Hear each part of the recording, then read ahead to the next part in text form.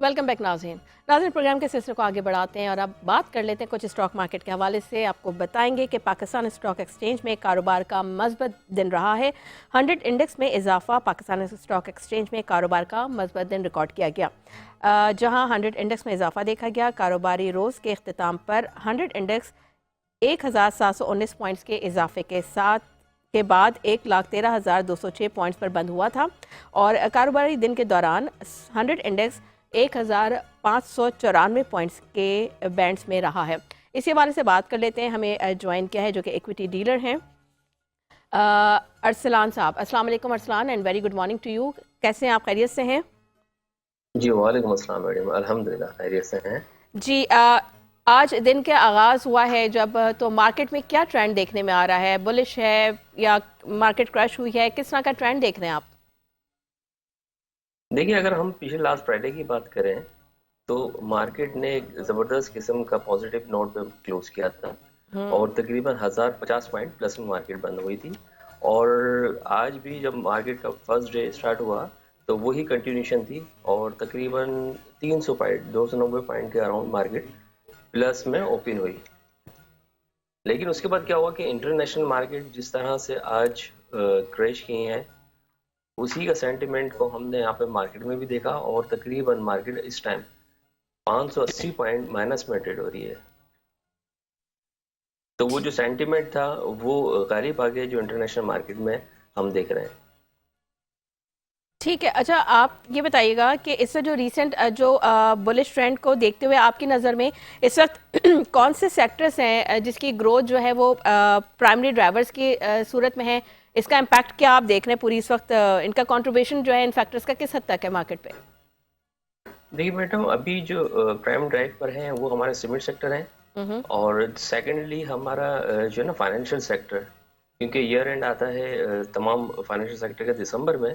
तो हम देख रहे हैं कि लास्ट फ्राइडे भी नेशनल बैंक अपना हाईएस्ट परसेंट पे बंद हुआ था, अपर लॉक बंद हुआ था, 10% बढ़ा था और आज भी तकरीबन 1 से 1.5 रुपये प्लस में है। और इसके साथ साथ जैसे हमने देखा था डिस्काउंट रेट कम हुआ था, तो हम्म। उस दिन हमने वहाँ पे इम्पैक्ट नहीं देखा था मार्केट में, स्पेशली सीमेंट सेक्टर में। ओके। लेकिन आज हम देख रहे हैं कि सीमेंट सेक्टर में उसका रिफ्लेक्ट कर रहा है और सीमेंट सेक्टर के जो शेयर्स हैं वो ग्रीन जोन में ट्रेड हो रहे हैं। ओके। अच्छा, आपने बात की कि इस वक्त सीमेंट सेक्टर जो है उसकी थोड़ा अच्छी परफॉर्मेंस है, पॉजिटिव देख रहे हैं। तो अगर बैंकिंग सेक्टर की बात की जाए तो जो कमर्शियल बैंकिंग सेक्टर है तो उसमें जी जी। सेलिंग प्रेशर जो है वो कितना देखने में आ रहा है? नहीं देखिए, अभी ओवरऑल हम देखें ना, कमर्शियल बैंकिंग में आ जाए, कन्वेंशनल बैंकिंग में, तो एज सच कोई इतना प्रेशर मार्केट में नहीं है। हमने अगर हम एक नेशनल बैंक को ही देखें तो वो उस वक्त लास्ट फ्राइडे अपर लॉक पे बंद हुआ था और आज भी पॉजिटिव जोन में ही ट्रेड हो रहा है। हमने लास्ट फ्राइडे देखा था कि दो फाइनेंशियल रिजल्ट आए थे कि जो काफ़ी बेहतर थे, तो वही रिदम और वही मोमेंटम अभी मार्केट में हम देख रहे हैं बैंकिंग सेक्टर में। अब क्योंकि फाइनेंशियल ईयर्स का आगाज़ होने जा रहा है तो हम देखेंगे इंशाल्लाह एक रैली बनती हुई आपके बैंकिंग सेक्टर में। ठीक है। अच्छा अरसलान, ये बताइए जो स्टेट बैंक की जानिब से जो मॉनिटरिंग पॉलिसी का ऐलान किया गया 13% से 12% पे आए, तो इसका कोई इम्पैक्ट पड़ा मार्केट पे अभी इनिशियली, या आप आइंदा आने वाले दिनों में देखेंगे कि उसका इम्पैक्ट आएगा मार्केट पे? हाँ देखिए मैडम, अगर हम बात करें ना डिस्काउंट रेट की, तो वो ऑलरेडी इनकॉर्पोरेट हो चुका था। अभी जब हमने देखा था कि फाइनेंस मिनिस्टर ने विजिट किया था पाकिस्तानी स्टॉक एक्सचेंज और 12 हम पीएम से भी ये सुन चुके हैं कि ये जो आपका इंटरेस्ट रेट है ये सिंगल डिजिट में आ जाएगा। तो वो हम इनकॉर्पोरेट हुआ हुआ देखते हैं मार्केट में। यही वजह थी कि मार्केट में कोई ओवर रिएक्ट नहीं हुआ डिस्काउंट रेट कम होने के बावजूद।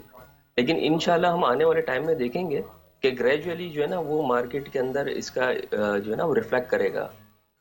ठीक है। अच्छा अरसलान साहब, थोड़ी फॉरेन इन्वेस्टमेंट के हवाले से अगर हम बात करें तो इस वक्त पाकिस्तान स्टॉक एक्सचेंज में जो है जो फॉरेन इन्वेस्टर्स हैं वो किस हद तक इन्वेस्ट कर रहे हैं, और अगर कर रहे हैं तो कौन से सेक्टर्स हैं जिसमें वो ज़्यादा इन्वेस्ट कर रहे हैं?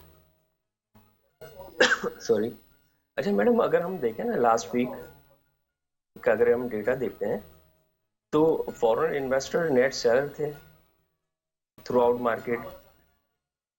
फंड्स ने भी जो है ना लास्ट वीक सारा माल बेचा है जो रिटेल क्लाइंट्स था वो नेट बायर था लास्ट वीक। तो अगर हम देखें ऑयल एंड गैस की शेयर्स के अंदर फॉरेनर्स के हैं, फूड्स में उन्होंने माल बेचा था, सीमेंट सेक्टर में भी माल बेचा था, अगर हम लास्ट वीक की बात करें। तो अभी देखें आज का क्या डेट आता है कि किस तरफ मार्केट के अंदर है ना वो बाइंग साइड रहते हैं, लेकिन नेक्स्ट वीक तो थ्रू आउट फॉरेनर्स जो है ना वो सेलर थे। ठीक है।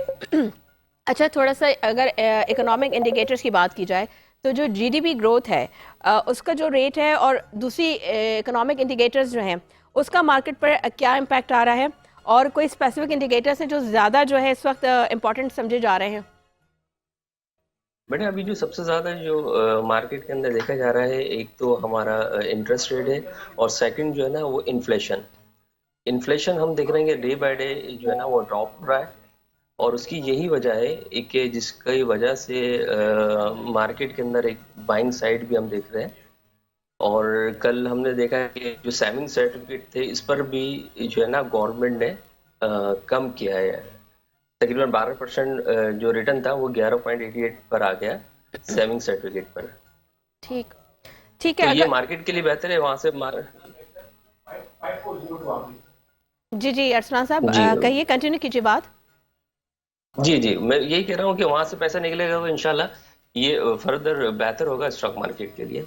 दूसरे एवेन्यू में जिस तरह से हमारा ये कम हो रहा है ना रेट, तो वो वहां से पैसा इंशाल्लाह स्टॉक मार्केट की तरफ आएगा, क्योंकि यहाँ पर जो कंपनीज है ना वो बहुत डिस्काउंट पे अभी भी ट्रेड हो रही हैं, अभी भी उनमें काफी गुंजाइश है बढ़ने की।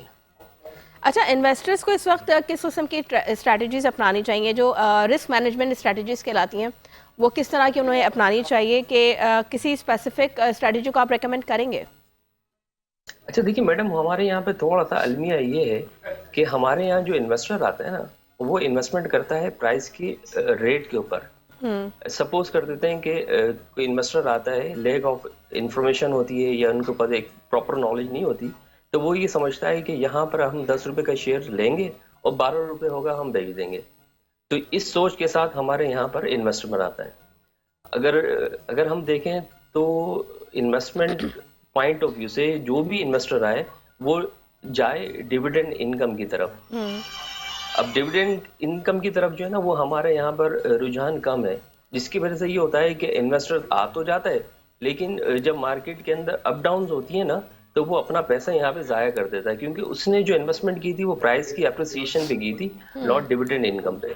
तो एक जो है ना वो प्रॉपर चैनलाइज होना चाहिए इन्वेस्ट।